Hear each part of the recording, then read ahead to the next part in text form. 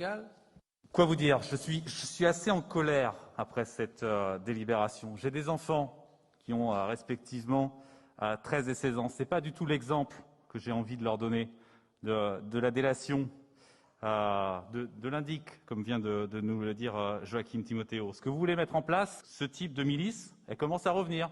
On a des exemples, effectivement. Il y a quelques communes en Hongrie, où, à Sotalom, par exemple, une milice communale armée qui traque les migrants.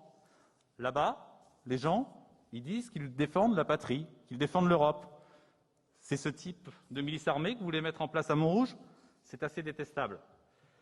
Ensuite, l'article 3 nous dit « Les membres seront sélectionnés sur l'honorabilité ». Mais comment on peut juger de l'honorabilité de quelqu'un? Prenons quelques exemples. Jean-Christophe Lagarde, président de l'UDI, fait preuve d'honorabilité lorsqu'il cache des armes non déclarées à son domicile. Un certain maire de Montrouge est-il honorable lorsqu'il y a une quinzaine d'années, il appelle à voter pour un candidat qui défend des thèses d'extrême droite? Claude Lévesque, que vous avez mis en avant sur le Beffroi, fait preuve d'honorabilité?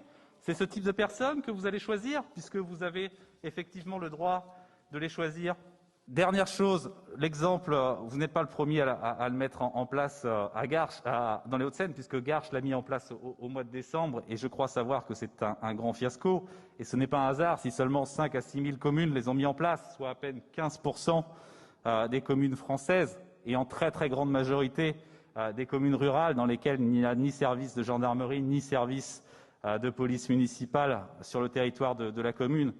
En fait, cette décision elle reflète vos idées libérales, votre manque de maîtrise des outils à votre disposition. Vous avez mis 2 millions d'euros cette année dans la police municipale. Pour quel bilan?